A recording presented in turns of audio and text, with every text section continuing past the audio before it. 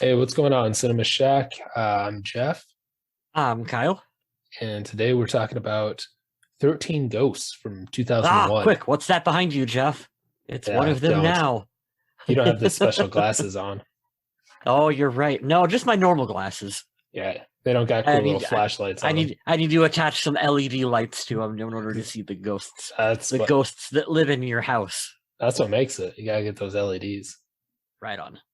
So this is a horror film from 2001. This is another one of those that I watched incredibly too early.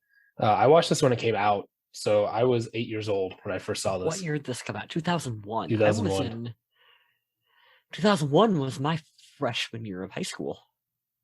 hmm Yeah. So this was one of those movies. This is one of those movies I remember being one of my early purchases on DVD.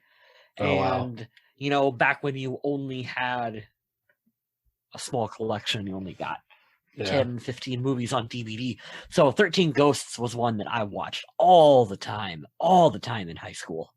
that's crazy. Yeah. This is one that I got to see on the weekend with my dad because he let me watch Terrible Things. And even before we kind of get into the core of the film, I think You say terrible, this, I say good parenting. right, exactly. Um, so before we get into like the film and all that stuff, one thing I want to point out is the movie poster for this and like the cover of it, because I think it has probably one of the most recognizable images. Oh, I definitely. think it definitely stands out. That the screaming face with like all the squares of the ghosts and stuff in it. It's always Yeah, stood yeah, out yeah. to me, and it's always one that I've always just I don't know. There's something about it, it just makes it pop, and I've always That recognized it. that was the image I used for the YouTube thumbnail because, like Oh, you said, perfect. it right on. It was the cover of the DVD case as well, too. Very iconic, cool image. Uh, remember back in the day, Jeff, when movie artwork used to be unique from one another, and now Yeah. let's shit on Marvel a little bit. Look at Okay. all the movie posters for Marvel movies; Yeah. they're all the All the same. same. They All all the blur same. And together. it goes outside too, because then you get other studios or other films that want to copy that. And then Right? there's that hilarious meme that combines like one of the newer Star Wars films with one of the Spider-Man films with one of the Yeah. with the Aladdin, the new remake of the Aladdin. It's all the same color scheme, all the same layout, but they're three completely different movies, but they Yeah. look exactly the same. There was that trend for a while of movie posters with like the character with their back facing, Right. facing Yeah. the camera, looking over their shoulder. There's a lot of movies with that poster too. Yeah. Yeah. It's interesting. There always seems to be kind of a pattern or something going on, but I just, this one's very unique. I'll be honest, I have no idea what the fuck that image really has anything to do with the movie, but it's cool. And so it works and it stands out and you remember it. Yeah, definitely. So yeah, before we got into like the core of the movie, I just wanted to point that out because I just always thought that, like you said, it's like really iconic. I think, especially for like a 2001 film, that I feel I like like the probably. tagline. Look at the tagline. I've never noticed that before. Oh, me This either. Halloween, evil has multiplied. Like that's That's cheesy. I amazing. I like that. I miss that though. I miss the voiceovers and I miss all of that stuff. I know it. This so uh 13 Ghosts, according to the IMDb, it just says when Cyrus Criticos, a very rich collector of unique things, dies, he leaves the house and fortune to his nephew and his family. While they're inside, they find they are not alone. Ooh, spooky, spooky. And then, okay, I got to mention one more thing before we get into this too. We're not Um, talking about the house. yeah, we'll talk about the house for Yeah. sure. Real fast, I just want to throw out some names because we were Okay. talking about that before we started recording. One of the producers, there's a bunch of producers on this, but one of the producers is Robert Zemeckis, Robert which Zemeckis, director of Back to the Future. which is I thought was super interesting. And then we were talking about Greg Nicotero, Howard Berger, Robert Kurtzman, and stuff. K&B Effects. They were on this, so just very iconic. Very We very will be iconic group. we'll be talking more about the special effects, the really Absolutely. good practical special effects here in a little bit too. Absolutely. So yeah, you want to jump into the house first? Let's do the cast first. I wanted to talk about the cast. I think we can do the cast, and we'll talk about the house. Want to And talk the about some effects Matthew Lillard? Is that what you want to do? Yes, yes, I do. Uh, Everyone loves him. He's kind of like the horror movie equivalent of Keanu Reeves. Like, you go online on like horror Twitter, film Twitter, everyone loves Matthew Lillard. And you can see why. He's just so good at shit like this. Yeah. What is Scream? This? What are some of the other ones? Oh, he was in Scooby Doo. Come on. Well, I mean horror films though. Oh, and Scooby Doo is a horror film. It's a kid's horror film. Yeah, Let's look at his. I guess.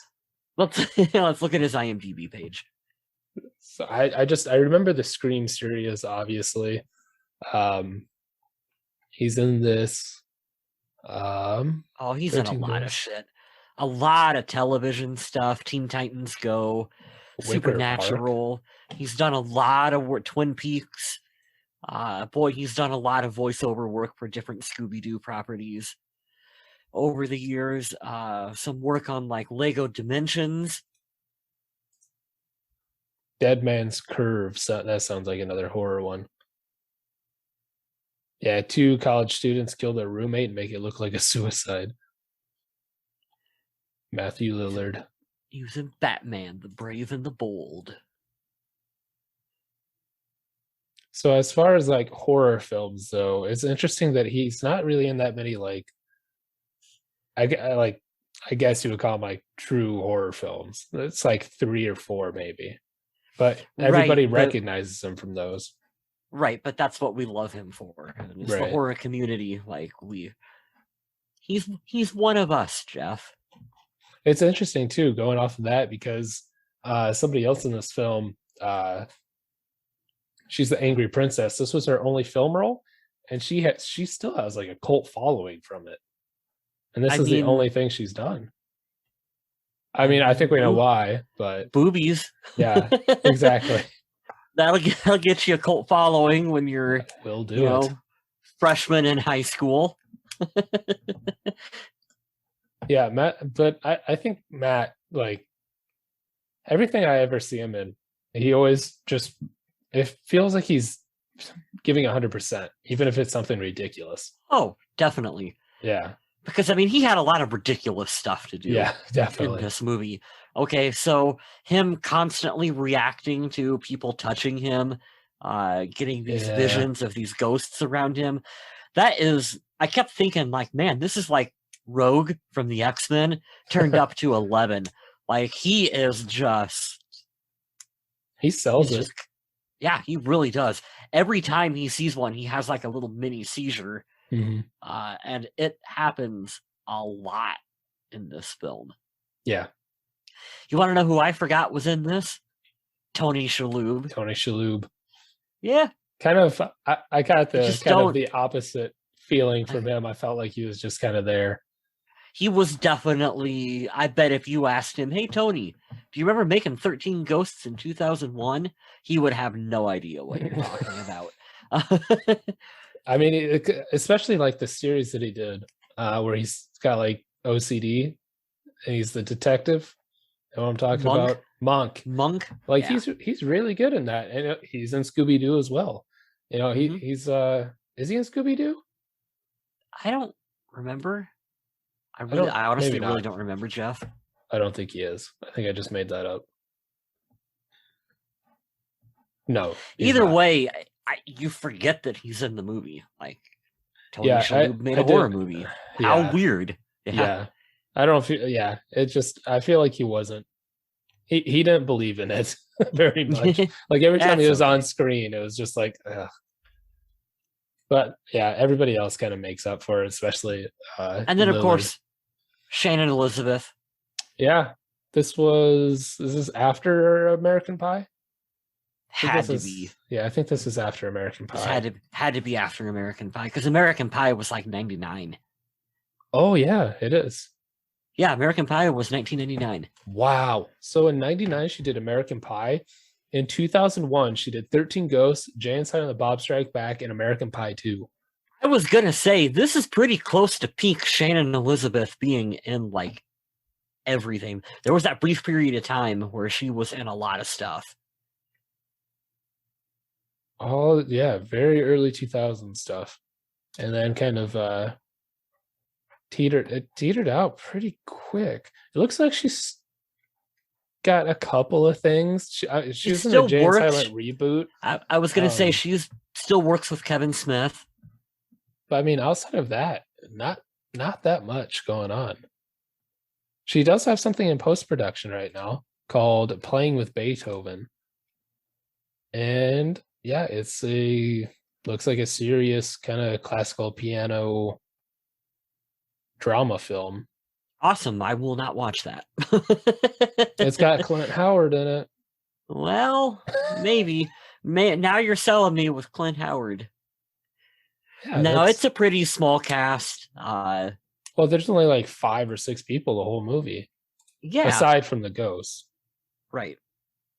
I didn't like the kid, but I don't like most kids in most movies. We're talking. Okay, so yeah, I know it's a horror film, and I know you got to kind of check your brain at the door with these. Right. So I think what makes this film stand out so much for me is, like, we're going to talk about the effects and everything like that, Matthew Lillard, but nothing in this movie makes sense to me. Which sucks, because when you look, and we'll get into this too, when you look at like all the lore and everything behind it, yeah, you don't get any of that. All the cool stuff they left out. So if I was gonna pick this movie apart, Tony Shalhoub, okay, so his wife dies in this terrible fire. They lose everything they have. You see all the bills that they're behind hanging up on the 6 months. Yeah, in 6 months, he's just like immediately behind on like fucking everything. But he can also afford to pay a maid. Thank you. She's a nanny. A nanny. So he can afford to take care of a nanny. And also, it's a little strange that his kids are Shannon Elizabeth, who is like 20. She's got to be older than 20. She's in her mid-20s in this movie, and then she has a younger brother who's like what, 7, 8? Yeah, 8 maybe. I don't know. And they don't look anything. None of them look anything alike. Right. So I know what you mean when you say like it's ridiculous, and you kind of just have to just roll with it. Just roll with that. That's not what we're here for. Right. We're here for the 13 ghosts, damn it. That's what I mean, though. Like, the 13 ghosts, there's so much cool backstory and so much lore that they just leave out. And I know I'm almost certain, because I think I have this DVD as well. I'm pretty sure they had like the special features where they kind of go into it. Yeah. I remember there being like a boatload of special features where you could watch all history, or it might have been like remember back in the day where they would have like the text pages that you would just scroll through. Yeah, that would give you the written history of it. But I remember there being something on that disc. Yeah, I mean, like all these movies that we do, obviously we love these films and they have a special place in our heart, but I do think it's important to like kind of point out some of the silliness and just bounce it off of each other. Maybe we can help explain something. Sometimes we do. I just don't know. This film, as much as I love it, there's so much, like even the entire plot at the end, I'm just like, what? he's opening a door to hell so he can see the past, present, and future. Okay. But he's dead. So what the fuck does it mean? He's not dead. He's alive in the house? You're talking about Cyrus? The uncle? Yes. He's okay. Not, he didn't. Please explain. Okay. The way I mean, I just watched. He faked his death? He faked his death, right? He's not, because there's a scene where Tony Shalhoub is looking at him and he takes his glasses off. Right. And he's still there. Right. I thought that was So he's because Tony was the 13th ghost in quotations.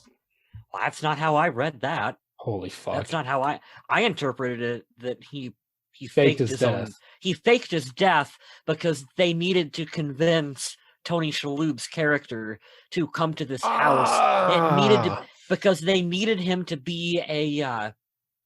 He needed to sacrifice himself I see. I in a see. what do you call it, like a heroic fashion, uh, for him to become the 13th ghost. Like he needed to Uh, self-sacrifice to do it.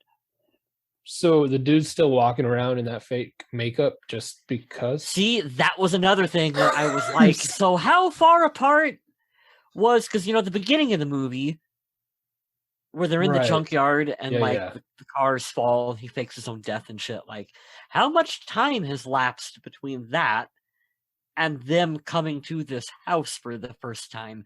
Why is he still walking around in the shit? Right. Probably because it was a low budget movie and they probably filmed it on the same fucking night. Or maybe it So they took just, place over 2 days. I Maybe don't we're know. yeah, maybe That we're I reading too don't have much an into answer it. for. That's one of Okay, those so moments. okay, That's one of okay. those don't think about it too hard moments, because But that makes sense if I he faked his death, though. That makes more sense than he's just like a ghost or something.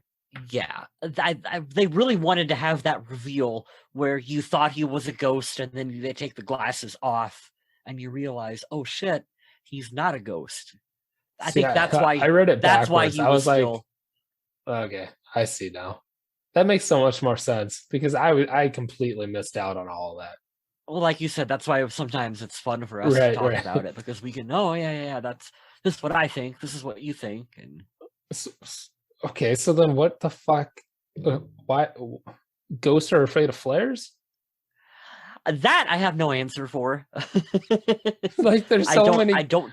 We'll get to the good stuff in a second, but there are just some things I wanted to like bring Yeah, out right away because it's like, what is happening? I don't think they really explained that. It would have been nice if there would have been a throwaway line of, these are not flares, these are homemade gas that expels Right? Essence of photons. garlic. Right, Right, some like yeah, writer yeah, yeah. bullshit thing like, oh, okay, okay. So I okay, so then I also in the really big didn't I also really didn't understand. You have the one chick who's like that's what I was just gonna say. she's like the Van Helsing, whatever. She's like, but no, she's not really, because I guess she wants to set them all free. But then for some reason, there's like a twist where Yeah, she's working for Cyrus. yeah, yeah. What? So in the beginning, when he's trying to get Yeah, the Juggernaut, and then they show up, and she's I'm all the pissed, Juggernaut, bitch. and oh, that would have been amazing. That's the And best part of then, the movie. That wasn't this movie. It's the best part of that movie. but she like shows up with the other guy, and she's pissed. But then there's a crisscross somewhere that happens Yeah. where she wanted to help keep Tony Shalhoub alive to do the thing to make him get the eye of hell, but then he kills her because Yeah, okay, just that's go with fine. it. There's just I haven't seen this in so long, and then watching it again, I was like, okay, I remember the opening. I remember the jackal. I remember the little kid. All I Mhm. remember are the ghosts. The rest of the You remember movie, the I ghosts have because no the ghosts are fucking the best part idea. of the movie. So let's talk a little bit about the ghosts. So the opening in the movie reminded me of the opening in Jurassic Park. Remember the opening in Jurassic? Ooh, that's a good I don't comparison. I don't know if that was intentional or not, but like the scenes where they are trying, Jurassic Park, they're trying to the raptors Right, that are right. down in the raptor cage. And they're feeding It it the reminded goat me and of shit, and then it just shakes yeah, the. That's a yes. good comparison. I could see The that. beginning of this movie is Jurassic Park. The Just kind beginning of of Jurassic throws you Park. in there without giving you too much information, and then you cut back, and then it sets up the plot. I really like that. That was a strong opening. That's a Yeah, good that is a good opening to this opening. movie. Yeah. And that opening has one of my favorite effects where that guy folds backwards underneath the cars. Oh, I wonder if that was an homage to Friday the 13th. Oh, when he goes in the bed and he folds them There's up. this. Yep. Do you think Yeah. so? I don't know, but it was awesome. What I Friday loved the it. 13th movie was that? I think it was Freddy vs. Jason, Was to it be Freddy? honest. Yeah, well, it couldn't have been. Well, then it couldn't have been because Freddy vs. Jason was what 2003, Oh yeah, that was after this. 2003 or 4. So that was after. Oh yeah. There was a scene. Maybe I really just am thinking of Freddy. I thought there was another scene in Friday the 13th that was reminiscent to that. There might be. If anyone knows, let us know in the comments because I thought that had to been a Jason kill. I could see that. I might be wrong, but I'm pretty sure it was in Freddy vs. Jason. It was in Freddy vs. Jason. In the very beginning in the house when they're having the party. And yeah. That's good shit. That's good. And that's not the only bending over backwards. That's not the only one. Later in the movie, fucking Matt Lillard gets thrown against that wall pillar thing and he folds in half. Not quite all the way, but he snaps over the wrong way. Yeah. Oh yeah, the part where the Juggernaut picks him up. Yeah. Oh, yeah, like I like that shit. WWE turnbuckle. That's good shit. Yeah. Yeah, the opening with the Juggernaut is what I remember most. Was it Juggernaut? It's Juggernaut at the opening of the film? Yeah. See, I always got him in the Hammer or whatever mixed up because when you think Juggernaut, you think huge blah, and the guy with the nails. That's like the blacksmith or the hammer or something. He's called the Hammer. The Hammer, and the Juggernaut is just like a really tall guy.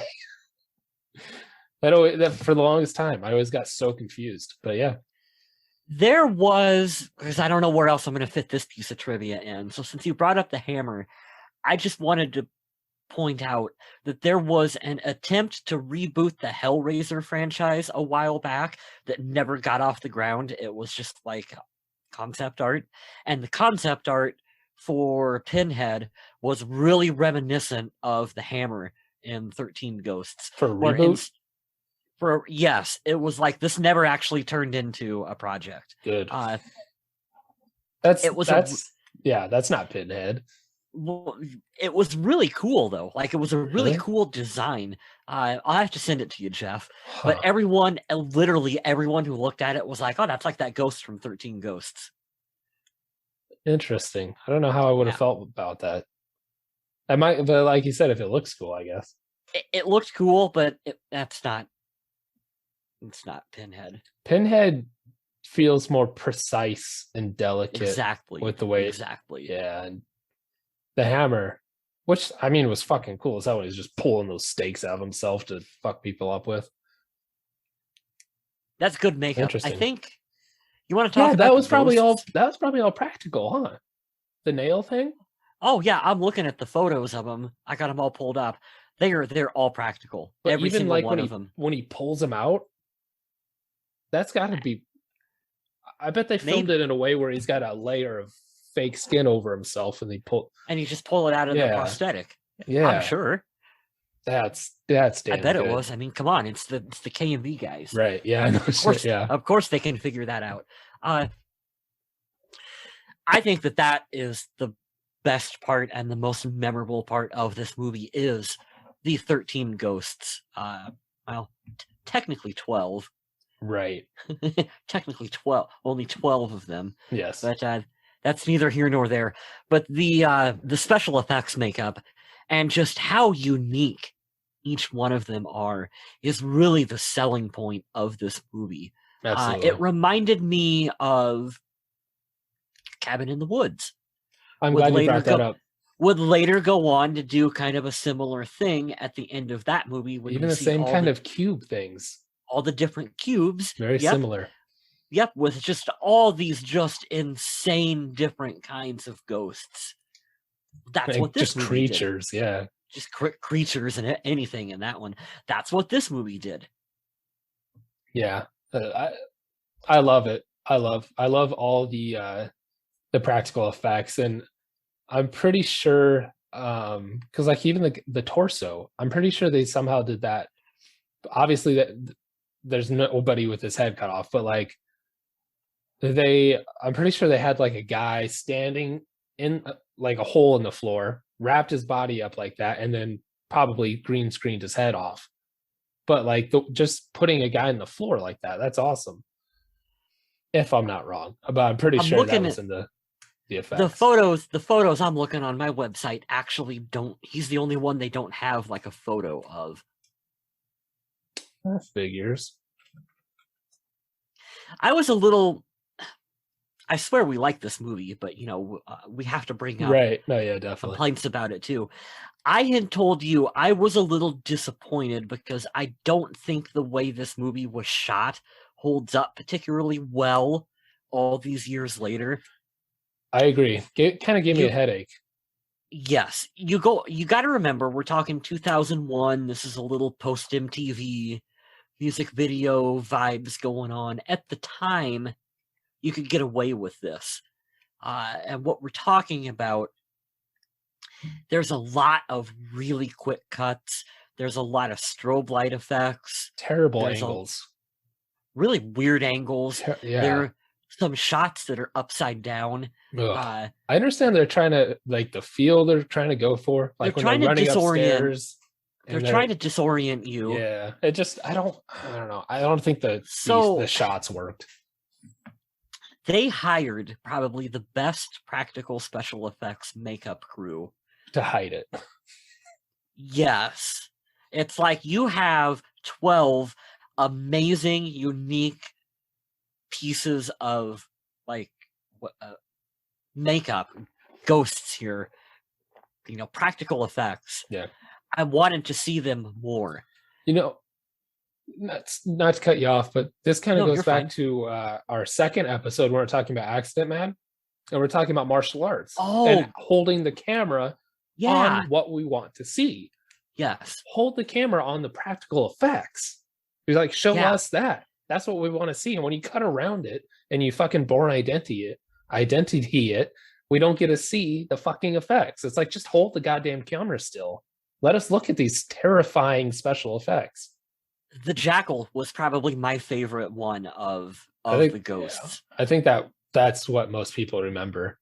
That one, to me, she looks like something you would see in a Conjuring movie or Insidious or, you know, one of these newer horror films. That is a really good makeup, and it's a shame that every time she was on screen, it's a man. Is it a man? That's what this says. Sorry, go ahead. I was just reading it. Oh yeah, I actually always thought that was a female ghost, but yeah, interesting. It says the Jackal was born in 1887 and grew up to be a sick and twisted man. He was a sexual predator and killer, apparently. Got checked into an asylum. I honestly always thought that was a female ghost. Interesting. Real fast before you go into that. So like you said, they locked him. This is the lore that I was talking. Like, this is what give us this. Yeah. The doctors kept him permanently bound in his straitjacket, tying it tighter when he acted out, causing his limbs to contort horribly. Still fighting to free himself, he gnawed through the jacket until the doctors finally locked his head in a metal cage and sealed him away in a dark basement. There he grew to hate any kind of human contact, screaming madly and cowering whenever approached. When a fire broke out in the asylum, everybody but Ryan escaped. He chose to stay behind and face the fire. As a ghost, his arms are free from his jacket and the bars of his cage are ripped outwards, showing that he may have escaped his bindings again sometime before the fire started, and that his cage may have heated up enough to where he could have ripped it open before the fire consumed him. That shit, I'm sorry, is cooler than anything that's in the film. Goosebumps. And I think we should do like a breakdown, because we're talking about obviously how interesting the ghosts are, but how this needs to be out there. This needs to be a show. This needs to be, let's just say it. Each ghost, this needs to be like a 13 episode season on Netflix. Yes. And each episode, we're going to spend 45 minutes to an hour. And we're going to do this short little horror story that tells you the backstory of the Jackal or the Juggernaut or the Hammer. And we're just going to go through and do each of them. Yeah. And then I because think, go ahead. there's a lot of really good lore right here, and it's sadly not in the film. Yeah. Like, the coolest part of the film isn't in the film. Right. Yeah. I don't. That's odd. That's unusual. And it's interesting too, because when you see the jackal, it is just like a square, like it's not a cage. And you don't understand why. It just looks like he has a cube on his head. Yeah. Now that you know that he like ripped open the fucking thing, like that would be so interesting to know. And it'd be interesting to know why he was in a straitjacket and why he's a murdering ghost. You just don't get that. And I think with like a 13 episode Netflix series or whatever, you could go into the background do one each episode, but then for another 15 minutes of the episode, you could have a larger overarching story about if they did the Cyrus collecting all of them. That would be a cool show. And then the end of the show could be the beginning of the movie. Copyright Kyle and Jeff to this next idea. No one would give a shit. No copyright holder would give a shit if we did this and made this into like a YouTube short. That'd be amazing. You know what I mean? Like, that'd be so fun. Like, you could do 10-minute short films of each character. Yeah. Ooh. That is such a good idea. I would watch the fuck out of that. If there was some group of friends, the backstories are right there. Yeah, if there was some group of friends out there who made short films about, oh my god, I'd watch the shit out of those. That would be amazing. Yeah. And what's interesting, I'm a total fraud. I did not know. I did not know this was a remake. I have the original 13 Ghosts. Do you? It's been a long time since I've seen it. Oh, but yeah, I would watch that. What have you watched? Like, so you have watched it? It's just been a while. I haven't watched it recently to be able to tell you anything about it. Because 1960, 13 Ghosts. I'm trying to remember it. Not rated. Vincent Price in that one? I don't see him. No, he must have been in the original House on Haunting Hill. Yes, pretty sure that's it. I told you I always get the fucking Margaret Hamilton. The Wicked Witch from the West is in the original 13 Ghosts. That's amazing. That's not what I mean. Anyway, I told you that I always get 13 Ghosts and the House on Haunting Hill like mixed up in my mind because they came out so close to one another. And that was another movie that I watched a lot of in high school. So this storyline from the 1961, it looks like they basically did like a fairly close remake. I do remember because that's the reason why this movie has the goggles, the glasses that you put on to see him, because that was in the original movie. So this says, yeah, for the original one, reclusive doctor, their name instead of Criticos or whatever is Zorba. So he's died and left his eerie mansion to his penniless nephew and his family. Along with the house, the Zorba family has also inherited the occultist collection of 13 ghosts who can only be seen through Zorba's special goggles. The family members, their lives at risk upon the discovery, receive aid from unexpected quarters as the threat to their lives is revealed. That sounds pretty close to this. Look at some trivia, see if they kind of go into anything else. The film was released in 1960 and 19 episodes. Okay, that's nothing. Okay. The original 13 Ghosts had the gimmick where it was called a monster viewer. And that was the you remember the old school 3D, like Friday the 13th Part 3 3D, that was the red and blue tinted glasses. Yeah. The original 13 Ghosts had an effect similar to that on the ghosts in the film. And so the marketing ploy was like, oh, in order to see the ghosts in the movie, you got to hold this thing up to see Oh. to see him on screen. So that's why they played so much into having in the remake as to having the glasses that you have to put on to see the ghosts in the film. Oh, hey, here's the thing about it on the IMDb. I don't know if this is what you were reading, but this says the movie was filmed in Illusion Zero or Illusion Yeah, O, and a special, yeah. This resulted in special a number of viewfinder. sources incorrectly stating that the ghost viewers contained a red filter and blue filter. Both eyes would look through the same color filter. The red filter would cause the ghostly images to intensify, while the blue filter caused the images to fade. This reminds me of, I cannot remember the name of the film, but there was a very early horror film where they had, it was in black and white, and they had a witch of sorts. It wasn't the Wizard of Oz. It was she was a witch. And to do a transformation scene, they started filming her without any makeup on.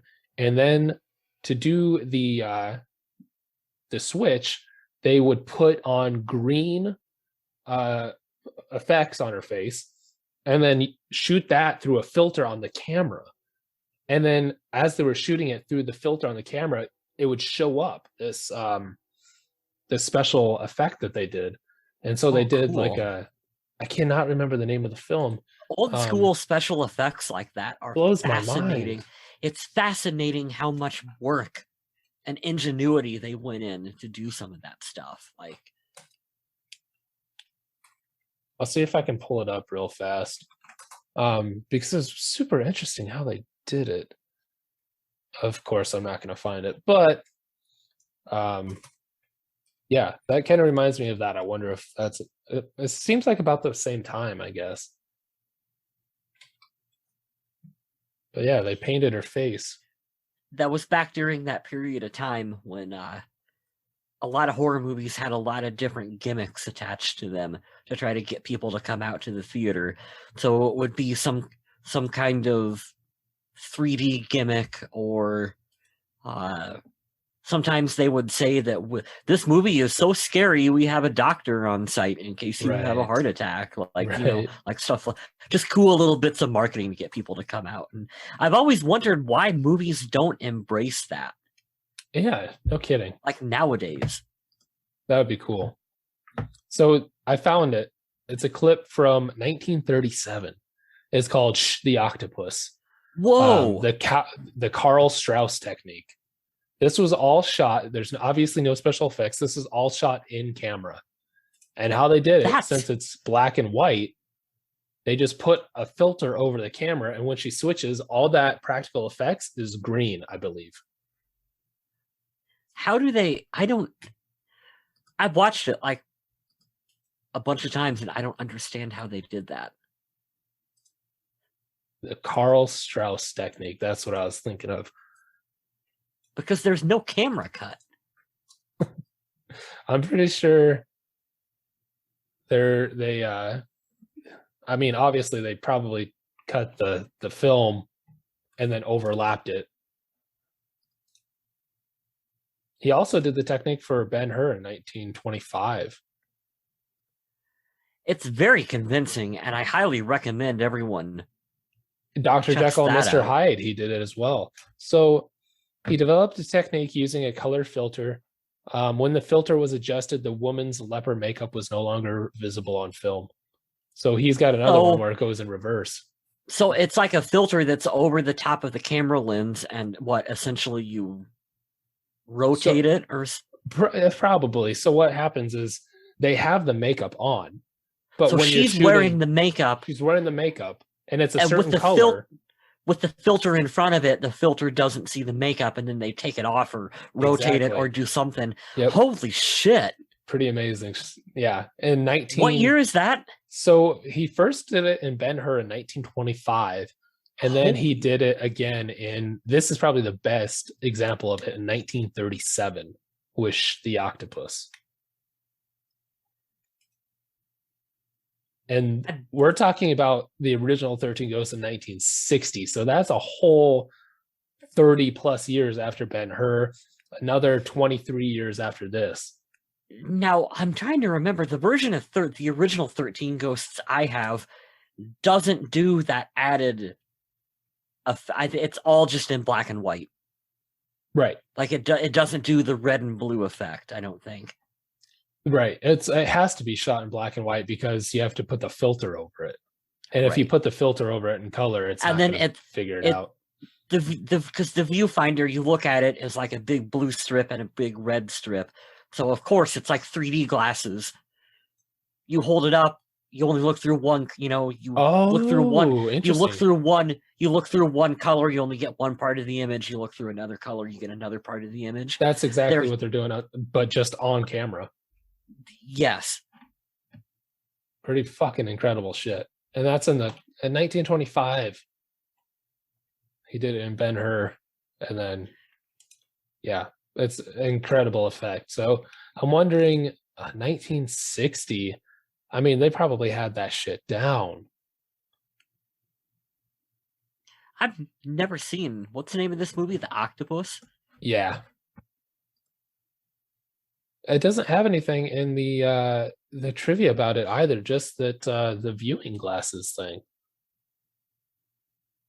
Huh. just says the red filter would cause the image to intensify while the blue filter caused the images to fade.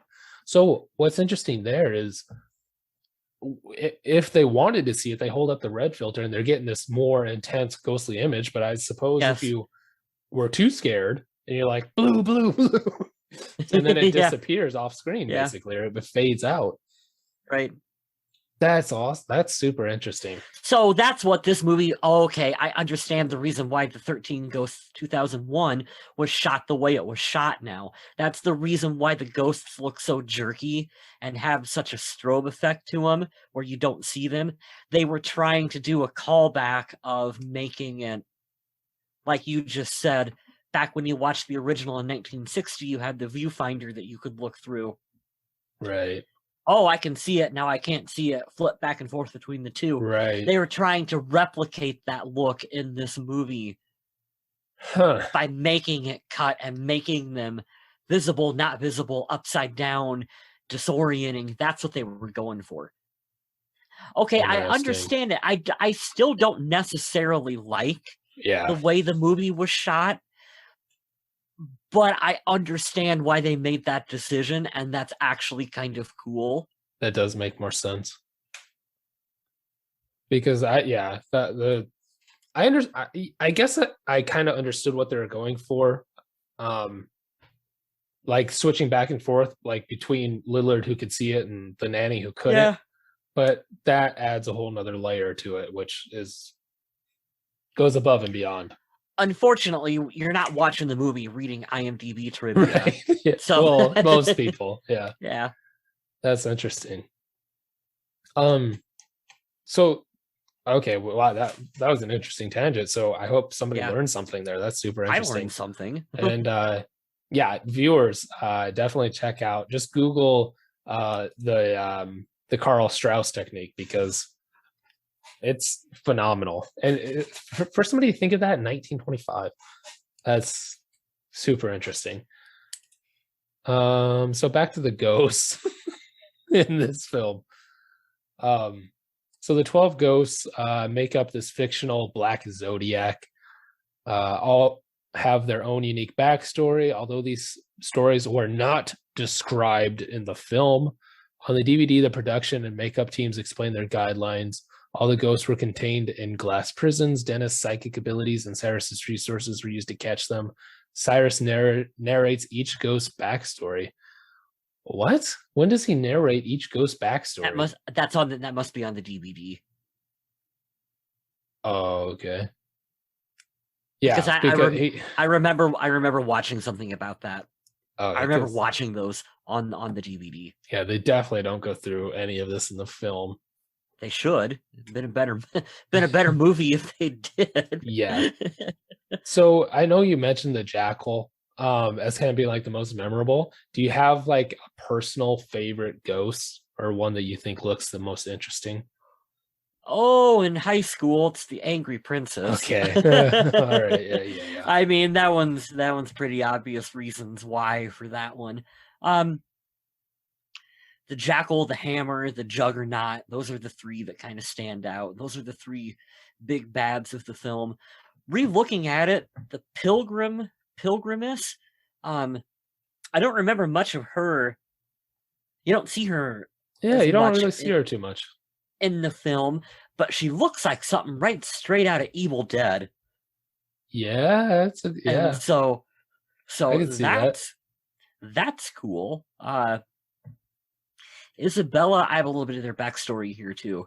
Isabella Smith was her name. She lived in New England in the late 1600s. She was accused of witchcraft, and when an attempted burning didn't work, they decided, hey, she is evil. In the end, she was left to slowly die of starvation in the stocks. That's the thing where you put your head and your hands through the pieces of wood, and you're tied up and That's you what can't she's move in in the them. film, right? Yes, she was left in those to die of starvation, and she is still stuck in them in the movie.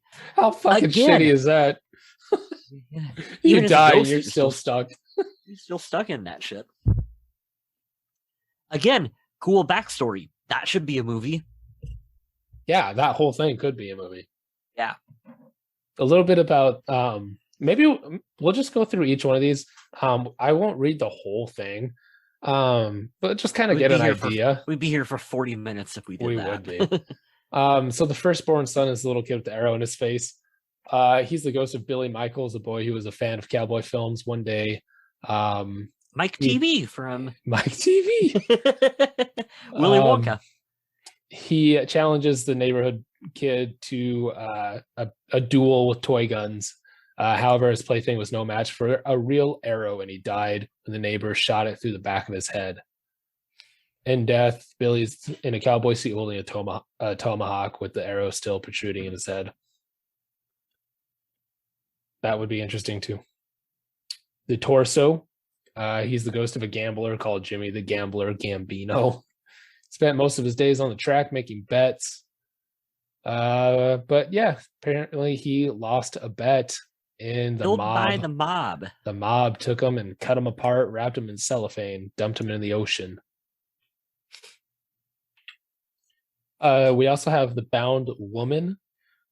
She was a cheerleader who was born privileged and had a penchant for seducing men and then throwing them away. Obviously, there's not going to be many people liking this. So her boyfriend found her cheating and strangled her. He buried her body at the 50-yard line at the local football field. The bound She's one woman. that I feel like you don't see much of in the movie. There's a few of them that, well, with having 12 of them, they all can't Right. have as much screen time as the others. So you don't see as much of the bound woman. I don't think so.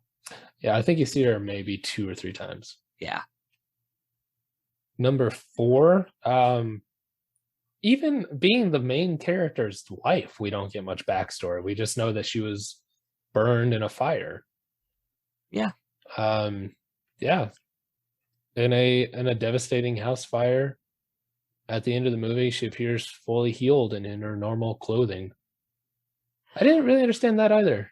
Are we to assume that Tony Shalhoub's, is it his brother or uncle or Cyrus? I don't remember what their relation is. Are we to assume that maybe he started this fire to kill his wife, knowing that he needed Tony Shalhoub's character to make that sacrifice? I could see that. I would assume that. I think it makes the movie better. They probably should have explained that. Yeah. These are dots. Otherwise, I mean, how do you get the rest of the film if that doesn't take place? Yeah. Because you have to. She's one of the fucking ghosts, so you have to have that. Which, how weird. And they say specifically that Cyrus selected all of these ghosts. Yeah, why does he get to pick them? Does that assume that there's more? These are just the 12 that he picked? So there's ghosts all Yeah. over. Yeah, because Matthew Lillard's character says that there are ghosts around us all the time. Most of them are harmless or don't even pay attention to us. I did These are like the that. Yes, these are the few that are bad. It reminded me of the Fright. Remember the Frighteners with Michael J. I Fox? fucking love that movie. I I keep fucking love that movie. I keep referencing other movies that I kind of like better than 13 Ghosts. Frighteners is great. The Frighteners is awesome.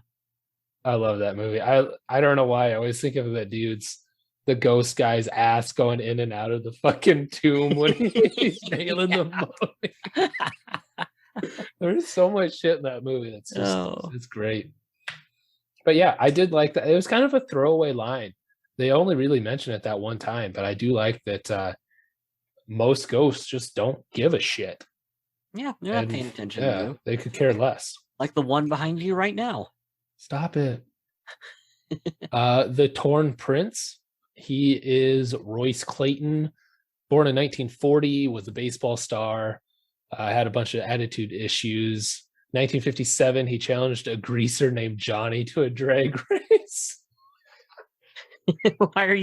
Why is that so funny? I don't know. But he was killed as the car spun out of control and flipped over. Oh. So, I mean, that whole episode could just be Grease, basically. Oh, you know what he reminds me of? All these ghosts remind me of something else. Have you ever seen a stupid movie called The Video Dead? Came out back in the 80s. The Video Dead? The Video Dead. There's a ghost. You need to Google this too. There's a ghost in The Video Dead who looks like David Bowie. Like he looks like David Bowie. The Torn Prince looks like it was inspired by the David Bowie zombie from The Video Dead. Yeah, I haven't seen that. It really does. Like you need to look that up. I'll have to look at that. Yeah. Also, you need to watch Video Dead. Okay. It's a good movie. I will. So that's number 5. Number 6, Angry Princess. Dana Newman did not believe in her natural beauty. She had abusive boyfriends that fueled her low self-esteem, which led to much unneeded plastic surgery. Eventually, she got a job working for a plastic surgeon, getting paid in treatments. Alone at the clinic one night, she tried to perform surgery on herself, but wound up blinding herself in one eye and permanently mutilating herself beyond saving. She committed suicide in the bathtub. See, that explains the bathtub scene. Why she's in the bathtub. They need to tell us that. When she was found, people noted that she was beautiful in death as she was in life. Her ghost is naked, still carrying the knife she killed herself with. Okay, in the bathroom scene, the phrase "I'm sorry" is visible on the floor. Subtitles also reveal that the blurred hissing screech that announces her arrival is her whispering "I'm sorry." This was written on the suicide note. When her cube opens, she advances towards Ben Moss, who backs up into an open doorway to get away from her, and then he's that scene where he gets cut in half. Talk about that. That's the scene where the glass door slides, and that's fucking good. That's a good kill. That's good effects. Oh my god! Jeff, the director is the same director as Ghost Ship, and what is Ghost Ship known for? The opening sequence with the wire, where the wire splits people in half. What is probably the most interesting kill in 13 Ghosts? Same thing, just going the other direction. The dude getting sliced in half. And it looks, I mean, as good as murder can look, it looks really good. Yeah, it does. It doesn't look CG. Yeah, it's fantastic. Like I don't know how, but there was a practical element to that for sure. Mm-hmm.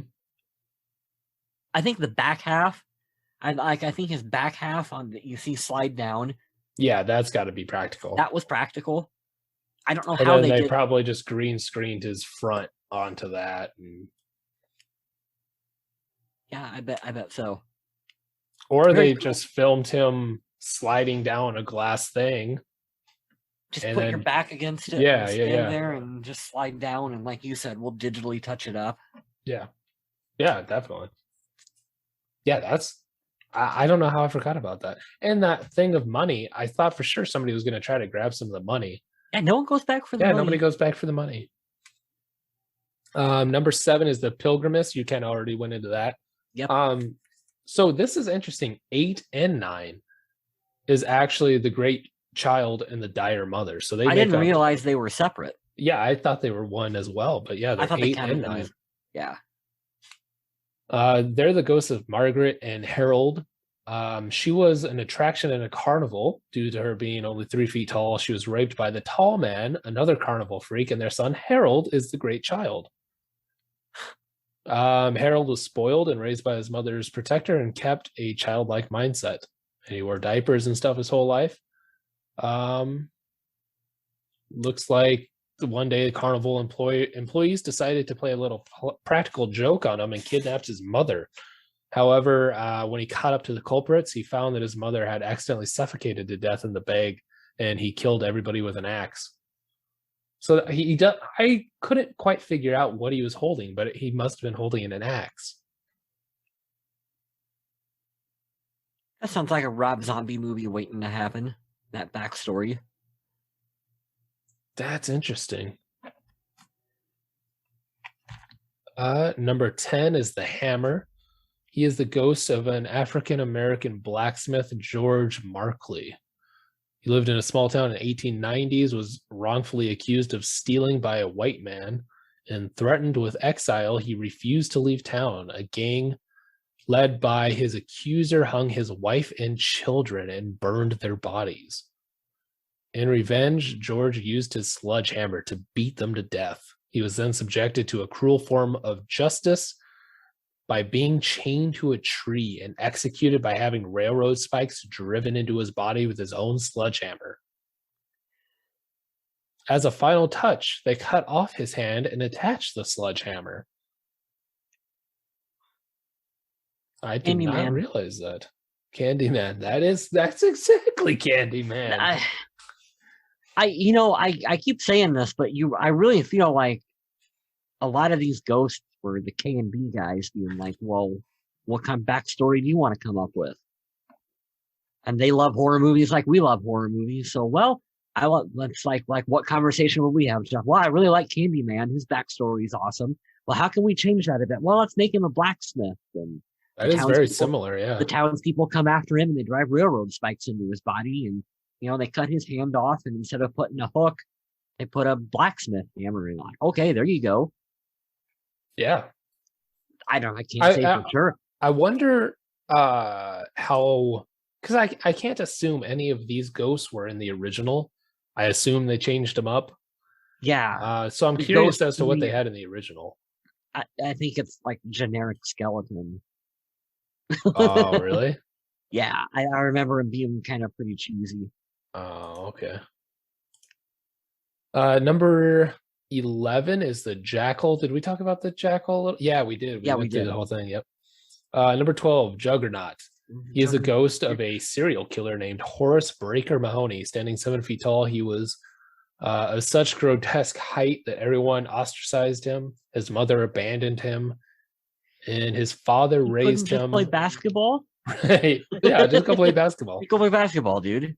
His father raised him, putting him to work in the junkyard, crushing old cars. That's why he's in the junkyard. Oh, after his father died, Horace was left on his own and soon went mad. He would pick up female hitchhikers, drive them to his junkyard, tear them apart with his bare hands, and feed them to his dogs. One day, he picked up an undercover female police officer who called for backup for a SWAT team to surround. The police instead struck the yard and arrested the giant. However, he broke free, and 3 officers lost their lives. Quickly, 5 SWAT officers took out their guns and brought him down in a hail of bullets. Once he finally went down, they shot an extra round into him just to be safe. His ghost. Okay, so that's why he's got all the bullet holes in him. Why the fuck wouldn't they tell us this? All that I can think is how well all these backstories just lend themselves to like a creep show style movie or just some kind of series where it's like, hey, we're going to spend a little bit of time and we're going to tell all these little small creepy story tales. And like, I just think that is such a good idea. And man, I wish more of this was in the film. Definitely. I mean, By more of this, I mean All of it. literally any of it. And I understand with having 12 fucking ghosts to go into You every can't single one, but tell 12 backstories. I mean, how long did that take us? Just a couple sentences. At least explain why he has bullet holes in him, or why he was in the junkyard. I feel like when they first get there, fucking Cyrus could have explained, like, said something like, "I knew we'd find him in this junkyard where his father died," or something like something. Yeah. Yeah. Anything would have been good. But those are the 12 This ghosts. is why we need Zack Snyder's 13 Ghosts. Where he spends the time to do a full backstory for all fucking 13 of them. Rob Zombie. I think you had it right the first time. Rob Zombie 13 Ghosts, the miniseries, available now. I'm telling you, like a creep show style movie, or just like a series of shorts or something with each one of these, where you don't have to spend a lot of time with them. The couple sentences kind of tells you what you need to know. Let's expand upon that and do a little short. Yeah. I want to see that. There's a lot of good content here. I just feel like it's gone to waste, really. You look at the ones that I think that would be really interesting: the Juggernaut, the Jackal, the Hammer, the Pilgrimess. I think that those are the ones that would really lend themselves well to like a short story. And the other ones you can kind of sprinkle in a little bit. Yeah. You don't got to go maybe some of those, maybe the ones I mentioned before, you can tell a little bit longer of a story with. Maybe some of the other ones you can do a little shorter. I don't know how much of the torso. I don't know how much of the torso you would really need to get into. Yeah, I mean, that's just the gambling gone wrong with the mob. So, yeah. I mean, it's still interesting, but yeah, like you said, it'd be a little bit of a shorter story, but still something. It'd be cool. We're just spitballing shit that's never going to happen at this point. But if you make this movie or you make these shorts, well, then you got to find a director for each segment. Grindhouse it. You got to grindhouse it. And so you got to be like I said, what was the one with the carnies? The mother and the kid, the dire mother and the great child and dire mother, that's Rob Zombie. And then you look at something like The Torso, Robert Rodriguez. You could do The Torso or something. And you let each one of these directors hey, go make this short little 45-minute horror movie. I think the Juggernaut, Tarantino right there. You got the Juggernaut driving around, picking up women and tearing them apart. Kurt Russell is the Juggernaut. The Jackal would have to be what? That could be like an Eli Roth thing. I don't think more. No, because that one gives me vibes of The Conjuring. Who was Conjuring director? Oh, the Jackal, yeah. So he's throwing himself around in the padded room and stuff, and yeah. James Wan. Yeah, James Wan. It's getting late over here. I can't think, but yeah, James Wan. Good choice for the Jackal. The Hammer could be whoever did Candyman. Yeah, that would be awesome. I would watch the shit out of that. While we're on the trivia, this is kind of interesting as well. Sam Raimi, I already said The Pilgrimist looked like something out of Evil Dead. I mean, come on. You get Sam Raimi to do that shit. And just give them each go crazy on this. And just they would knock it out of that park. That would be amazing. Who would do the one I can't figure out, Angry Princess? Who would do the Angry Princess?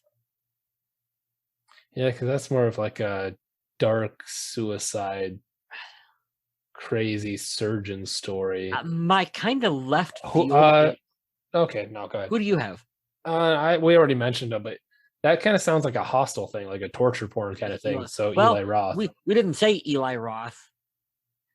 You mentioned him, but okay. You could do Eli Roth. I was gonna say my left field answer might be Kevin Smith. Okay. Yeah, why not? I mean, he's a big horror movie fan. He's dabbled a little bit with it, and that one, I could see just kind of the way he writes dialogue. That'd be interesting. Suiting well to a story like that. It'd be interesting. I would watch it. Yeah, I'd be Dalton. Yeah. There I we go. love these. This is such a fun idea. That's literally never gonna happen. That nobody cares about. Yeah. This Everyone's what tuned I out don't other than care. you and me, but Yeah, I I don't think this care. is fun. Yeah, this is what we do anyway, so might as well record it.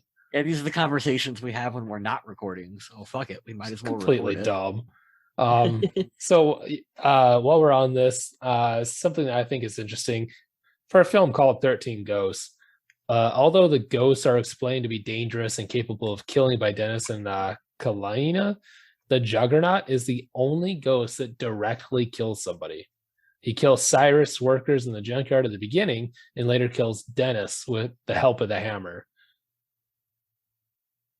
I guess at the end, all of them kind of kill Cyrus, Yeah. but nobody else kills anybody. Do they?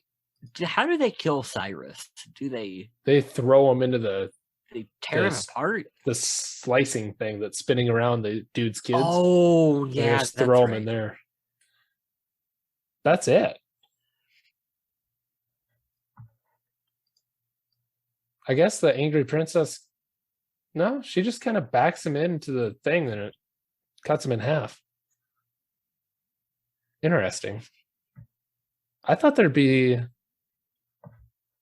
of the deaths in the movie, Matthew Lillard's character Dennis is the first main character to die by the hands of the ghost.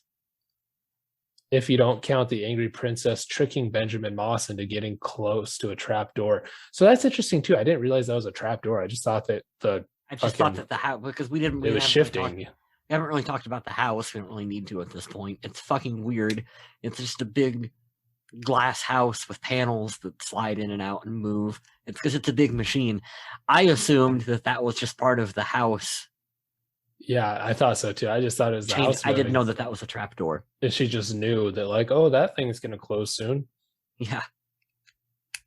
And then kind of one last thing I want to mention here from the trivia is in the original script, the plot was supposed to take place over the course of a few days with a subplot that I can't think of her name now, but the daughter would fall in love with the lawyer. Anne and Elizabeth? Yeah, she'd fall in love with the lawyer, which is weird because in the beginning, you get that thing where she like leans over really close behind him and she's like, hi. So apparently there's a whole subplot where she falls in love with him. Yeah, we don't need that shit. But director Steve Beck didn't like some of those ideas and got rid of them. One particularly egregious one, according to him, was Maggie originally being the mole used to lure Arthur and his family to the house and subsequently changed this to have Kalina be the mole instead. Maggie is the maid. The maid. Yeah. That would have made more sense. Yeah, why was Kalina a mole? I don't know. Why was she doing a double cross? I'll be honest, I would have been pissed if there would have been a subplot with Shane and Elizabeth falling in love with the lawyer. Right. Like, you spent time with that and you didn't give us the backstory of any of these ghosts. Like that would have kind of angered me quite a bit. Yeah. Here's one that you'll like. The special effects were so elaborate in this film that many people claim the movie was physically painful to sit through. Cool. And this doesn't make sense to me either, because talking about all the practical effects and everything, the angry princess required the longest time to apply at 5 hours. How does that one take 5 hours? And the jackal and blacksmith and shit take less? What would take so long? Well, maybe because her makeup was head to toe. That's true. They did have to cover everything. Yeah. Everybody else, they probably just had to put on like a headpiece and then put their jacket on. Yeah. Yeah. Anything else you want to mention about 13 Ghosts? We didn't really talk so much about the film itself, but we talked more about the ghosts, which should have been the film. I mean, yeah. It's one of those movies that I have a lot of nostalgia for because I grew up watching it. It was, like I said, that's one of the first DVDs I remember getting and watching and just watching a lot of. Yeah, Special features are something that I really dove into back when movies had cool special features. good days. Rest in peace those days. I miss uh, those. Director commentary. oh yeah, I learned so much from directors' commentary tracks. That's I used to probably watch. a big part why we love film so much is hearing about it through I that used to shit. watch a movie and then the next day Watch it we back with the watch it commentary. again with the director's commentary track. Exactly. And I can't remember the last time I've done that. I think maybe I may be wrong, but I think the number 27, is that what it is? 23. 23, the Number number 23. 23, Jim Carrey. I think that had a director's commentary. I think I watched. So that's Of been course. 2007, 2006. Yeah, 2006 or 7, of course. Now we're old, and now I don't have 14 time years. to. Now we're old, and I don't have time to rewatch movies twice. Oh shit. Now I'm lucky if I get like one movie night a Yeah. week. Exactly. But the nostalgia for this one is heavy. It had been a while since I watched it.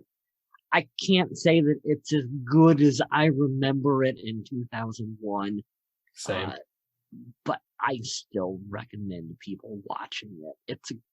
It's a fun film for what it is, and it's an interesting look at this is what horror movies were like in the early 2000s. Yeah. There's two things I want to. Yeah, definitely. Yeah. There's two things I wanted to mention. One, I think we're talking about before we started recording, and that's Steve Beck, the director. This was his directorial debut, and after this, he went to Ghost Ship, and then that was it. Was it? So he did those two films back to back, and then he was out. And then the other thing I wanted to mention, because I know you'll get a kick out of this, is the nanny. Her stage name is Ra Digga. She did the closing credits song. No shit. Yeah, I know. I know we've talked about this before, but like throughout the 90s, every Will Smith movie, he'd do the end song, and it was just like that was the thing. And 2001, she did the end song. That was a fun, weird trend for horror movies. Like when every horror movie in the late 90s, early 2000s had just some unrelated rock song or some alternative song that played during the end credits. It had nothing to do with the film. Right. Halloween Freddy vs. Jason is the one I remember the most. Yeah. Halloween 6, I'm looking at your direction. Right? Halloween 6. Yeah. So yeah, kind of the same thing you said. It's I think this is probably more nostalgia and just all the practical effect work is just kind of what makes this film stand out. It's fun for me to go back to because being the movie that I loved so much when I was in school. It's like, this is one of those movies that like, even though by the time, you're already a horror movie fan by the time you're a freshman in high school, but I can be like, I can see why I really liked this at the time. And this is kind of what kept me going as a horror fan because it was a new movie. Right. Yeah. I'll still watch it again. It's not like it's terrible or anything. It's just kind of it's one of those films. I don't know how to describe it. So I think kind of want to go back and watch Ghost Ship. So do I now. Yeah. Literally all I remember is the opening scene and Carl Urban. That's it. Carl Urban's in Ghost Ship? Yeah, I could tell you nothing else. So that might be a fun one. Maybe we should do it. We could have a Steve Beck movie marathon night. 2 movies. Yeah, 3 hours later. Okay, we're done. Yeah, we're done. That was fun. So I think next week, so this is episode 4. I think episode 5, we're doing the Candyman, the new Candyman film. And I've already seen it. It is so I'm watching good. it tomorrow.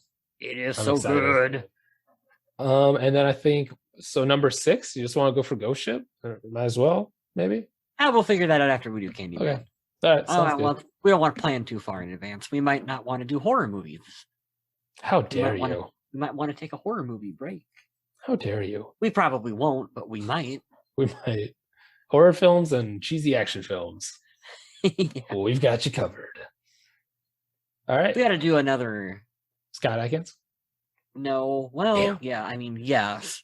Yes, we do. We got to find another Jackie Chan or Jet Li. I kind of want to do a Jet Li movie again soon. Do Fist of Legend. Are we running out of Jet Li material? Oh, no. There's a, what am I thinking of? He's got he's bald, he's got the big long top knot. He like runs on the poles. It is called... Oh. There's two of them, I think. Forbidden Legend or... I Am Legend. I Am Legend. Jet Li. Jet Li's I Am Legend. Give me 2 seconds and I'll find it because I know exactly because it's gonna drive me nuts if you what don't I'm find talking about. It is Legend called... of the Hidden. Let's see. Monk. I'm just making shit up at this point. Is it just called Legend? The Legend? Maybe. It is called Legend. It's just Legend. The Legend. Yes, The Legend. That's a fantastic one. From 1993. Ooh. That would be a fun one. And then he's also got, about that same time, he's got Fist of Legend. Fists of Legend. Because I always get Fist of Legend and Fist of Fury. Always fucked up. Kung Pao entered the fist. Kung Pao.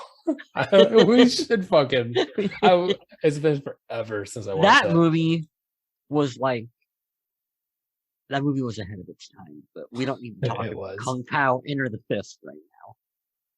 Yeah, I mean, there's plenty of... There's The Master, The Legend. There's Black Mask. Oh, we did Black Mask, kind of.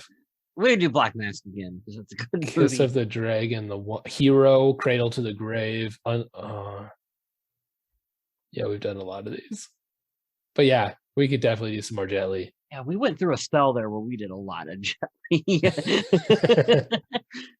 Which is fine. Yeah. So all right, let's close up this one. 13 Ghosts. So we've kind of rabbled on a little bit, but like I said, more about the actual lore, the story behind it instead of the actual movie. A little Matthew Lillard love. But overall, it's a film that we like, a film that we think everybody should watch. And it's just a good practical effects school 101.